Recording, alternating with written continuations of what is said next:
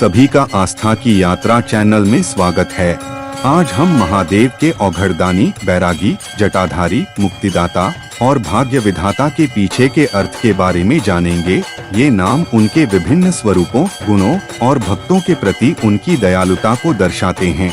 इन नामों के पीछे कुछ खास पौराणिक कथाएं हैं जो महादेव के गुणों और शक्ति का बखान करती हैं। पहला, औघड़दानी। इस शब्द का अर्थ है वह दानी जो बिना किसी भेदभाव के उदारता से सबको दान करता है। शिव पुराण में उल्लेख है कि भगवान शिव अपने भक्तों की इच्छाओं को पूरा करने के लिए सदैव तैयार रहते हैं। वे किसी भी प्रकार का भेदभाव नहीं करते हैं, चाहे भक्त गरीब हो या अमीर। जब भक्त अपने हृदय की सच्ची भावना से भगवान शिव का आह्वान करते हैं तो शिव उन्हें बिना किसी अपेक्षा के सब कुछ दान कर देते हैं। यही कारण है कि उन्हें औघड़दानी कहा जाता है। ऐसा माना जाता है कि भगवान शिव अपने भक्तों को हर प्रकार की समस्या से मुक्ति दिलाने के लिए हमेशा तत्पर रहते हैं। इस नाम का स्मरण करने से भक्त को समृद्धि, शांति और इच्छाओं की पूर्ति होती है। दूसरा, बैरागी। इसका शब्द का अर्थ होता है वह जो संसारिक मोहमाया से परे हैं। भगवान शिव को बैरागी इसलिए कहा जाता है क्योंकि वे संसार के सभी भौतिक सुखों और मोहमाया से मुक्त हैं। शिव जी पर्वतों पर रहते हैं, भस्म धारण करते हैं और ध्यान में लीन रहते हैं। वे माया, धन और संसारिक वस्तुओं से कोई लगाव नहीं रखते। वे वैराग्य के प्रतीक हैं जो हमें संसार के मोह से मुक्त होकर ईश्वर की भक्ति में लीन होने की शिक्षा देते हैं। इस नाम का स्मरण करने से भक्तों के मन में वैराग्य की भावना उत्पन्न होती है, जिससे वे संसार के अस्थायी सुखों से ऊपर उठकर सच्ची शांति और मोक्ष की प्राप्ति कर सकते हैं। तीसरा, जटाधारी। जिसका अर्थ है वह जो जटाओं को धारण करता है। भगवान शिव की जटाएं उनके तप और साधना का प्रतीक हैं। शिव पुराण में उल्लेख है कि भगवान शिव ने अपनी जटाओं में गंगा नदी को धारण किया है।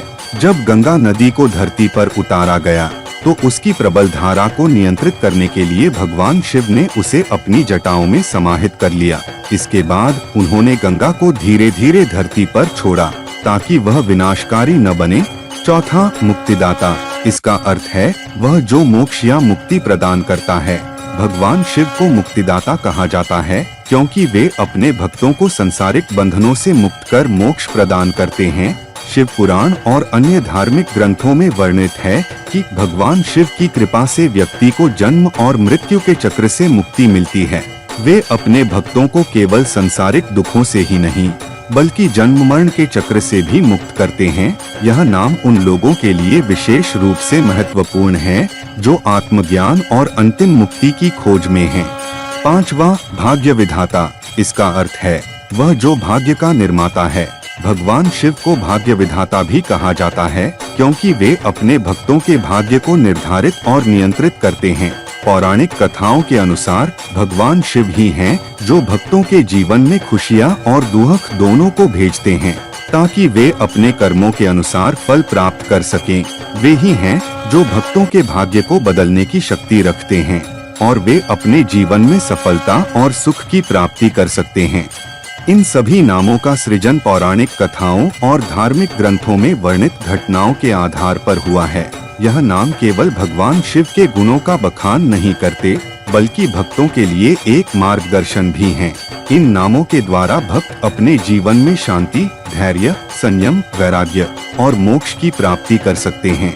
इस तरह के रोचक कहानियों के लिए मेरे चैनल को लाइक, शेयर और सब्सक्राइब कीजिए। इस श्रावण मास में हर दिन महादेव से जुड़ी बातों पर चर्चा करेंगे। महादेव के नामों का जाप और स्मरण के बारे में आप क्या जानते हैं, मुझे कमेंट करके जरूर बताइएगा। फिर मिलेंगे एक नई कहानी के साथ। तब तक अपना ख्याल रखिए।